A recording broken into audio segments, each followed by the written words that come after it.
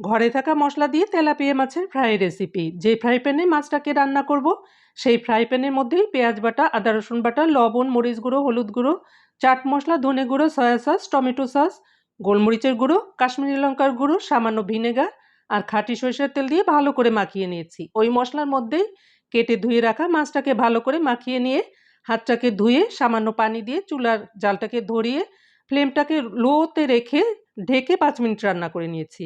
5 minute পরে মাছটাকে উল্টিয়ে দিয়েছি। এপাশটাকেও ভেজে নিতে হবে 5 মিনিট। এভাবে ভাজার পরে গ্যাসের চুলায় 1 টুকরো কয়লা পুড়িয়ে নিয়ে মাছের প্যানের মধ্যে ছোট একটি বাটি বসিয়ে কয়লাটাকে এই বাটির মধ্যে রেখে জ্বলন্ত কয়লার উপরে সামান্য তেল দিয়ে সঙ্গে সঙ্গে ঢেকে দিয়েছি। এভাবে 2-3 মিনিট রাখার পরে কয়লাটাকে তুলে নিয়ে মাছটাকে গরম গরম পরিবেশন করতে হবে। আমি এই প্যানের মধ্যেই দেখিয়ে দিচ্ছি। দেখুন কত সুন্দর হয়েছে আর খেতেও অসাধারণ। একবার হলেও ট্রাই করবেন এবং সবার সঙ্গে শেয়ার করবেন।